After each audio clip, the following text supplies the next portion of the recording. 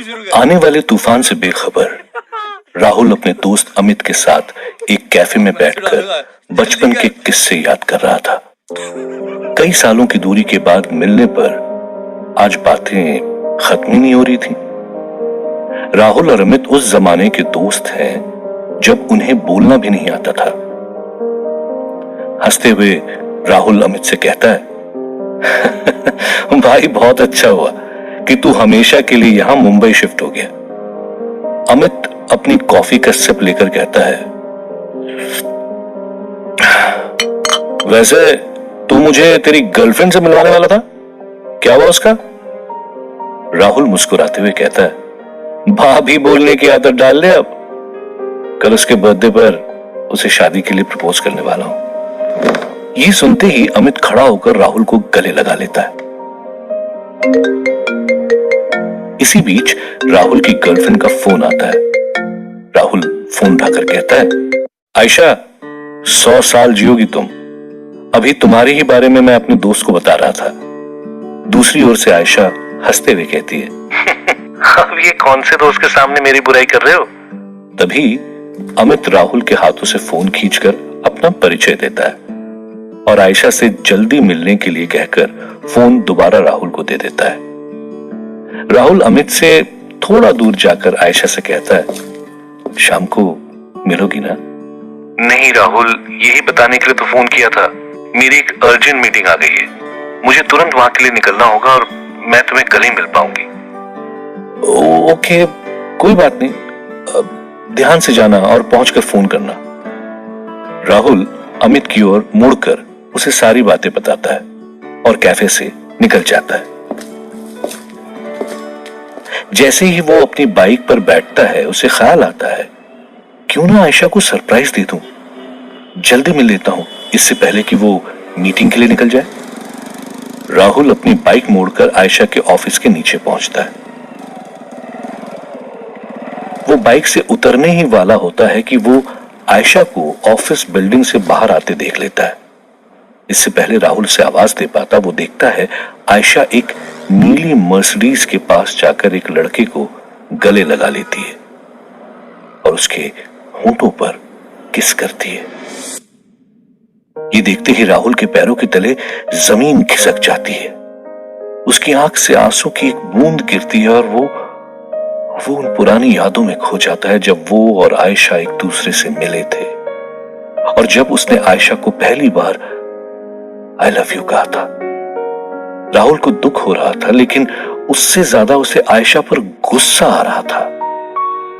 वो जैसे ही आयशा से जवाब मांगने के लिए आगे बढ़ पाता, आयशा उस नीली मर्सिडीज में बैठकर वहां से चली जाती है। राहुल इनका पीछा करने की सोचता है, मगर तब उसे ख्याल आता है कि ऐसा क्या अलग हो जाएगा? आखिर इससे बदतर क्या हो सकता है कि वो लड़की जिससे आप शादी करने की सोच रहे हो, जिसके साथ आप अपनी जिंदगी बिताने की सोच रहे हो, वो किसी और की बाहों में हो। राहुल ने आयशा को उसके हाल पर छोड़ने का मन बना लिया और टूटा हुआ दिल लिए वो अपनी बाइक लेकर वहां से चला गया। राहुल को अब उसकी आंखों पर यकीन नहीं हो रहा था। वो बार बार खुद से पूछ रहा था, आखिर क्या कमी हो गई थी? सोचते सोचते राहुल शहर के बाहर आ गया था। दूर दूर तक फैली हरियाली और ढलती शाम उसकी यादों को और झंझोड़ रही थी। राहुल अपनी सोच में डूबा ही हुआ था कि तभी उसे अमित का कॉल आता है। बाइक चलाने की वजह से वो कॉल कट कर रोड पर अपना ध्यान केंद्रित करता है, लेकिन अमित दोबारा उसे कॉल करता है। कोई इमरजेंसी होगी, ये सोचकर राहुल अमित का फोन उठाता है। तभी अचानक उसकी नजर सामने से आते हुए ट्रक पर पड़ती है। खुद को बचाने के चक्कर में उसका बाइक पर से आपा खो जाता है और उसकी बाइक सीधा एक पेड़ से जाकर टकरा जाती है। खून से लथपथ राहुल की आंखों के सामने धीरे धीरे अंधेरा छाने लगता है। उसे सिर्फ बाइक से निकलता हुआ धुआं और खून से लथपथ उसके हाथ पैर नजर आते हैं। दर्द में कराहते हुए उसकी आंखें बंद हो जाती हैं। अगले ही पल राहुल की आंखें खुलती हैं वो झट से अपने आसपास देखने लगता है। अपने आप को एक अजीब सी दिखने वाली गुफा में, जहां सिर्फ मशाले लगी हुई हैं, वहां पाता है। ये मैं कहां आ गया? सोचते सोचते जैसे ही राहुल आगे बढ़ता है, वो देखता है उसके सामने एक लंबी लाइन लगी हुई है, जहां दूर कोई शख्स खड़ा है, जिसे लोग बारी बारी मिल रहे हैं और उसके सामने गिड़गिड़ा रहे हैं। शायद ये आदमी यहां का केयरटेकर होगा, इसी से पूछता हूं। ये सोचते हुए राहुल आगे लाइन में लग जाता है।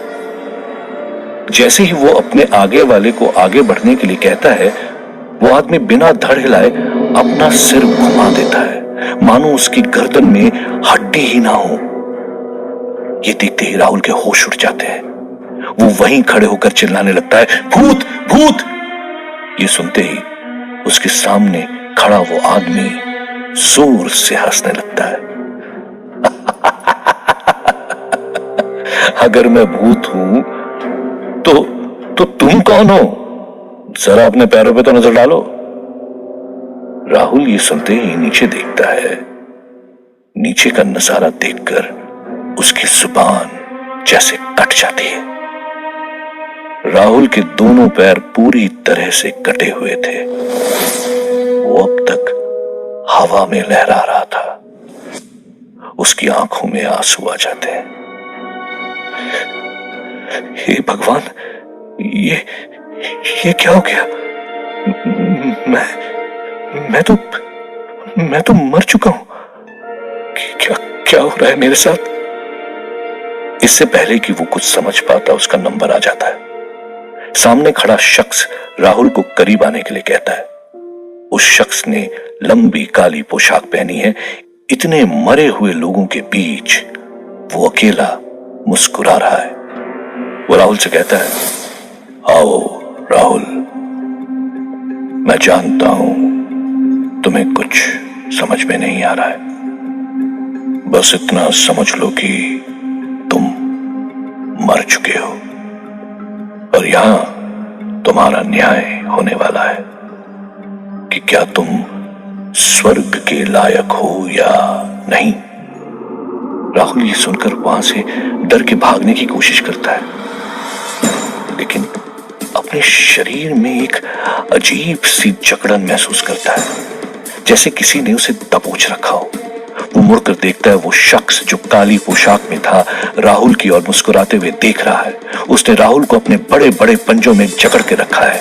प्लीज प्लीज मुझे छोड़ दो। राहुल की ये फरियाद सुनकर शख्स जोर जोर से हंसने लगता है।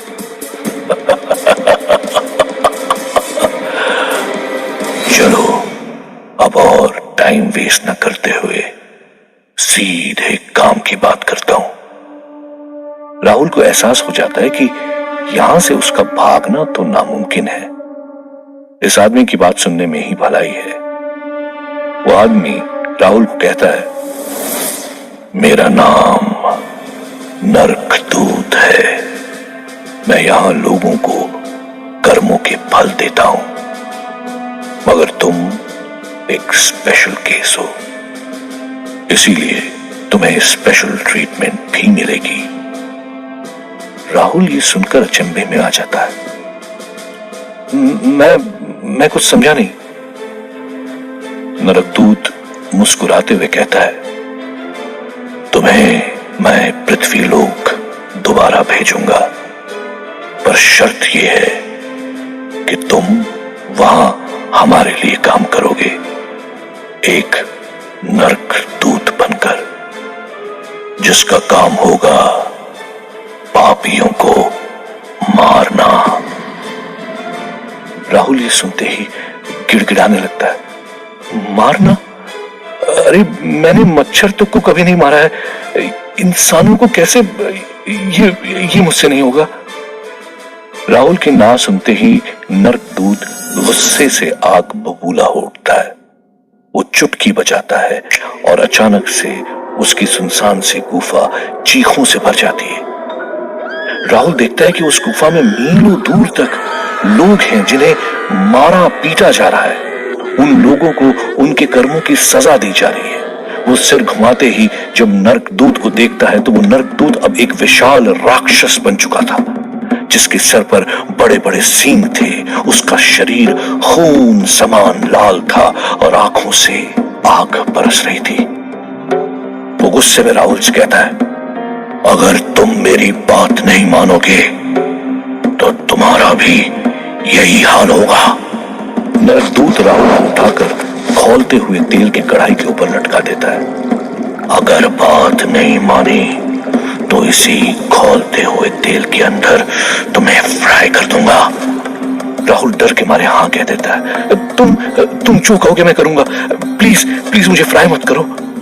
ये सुनते ही नरकदूत चुटकी बजाता है और फिर सब पहले जैसा हो जाता है। तो तुम्हें मैं ऊपर भेजूंगा।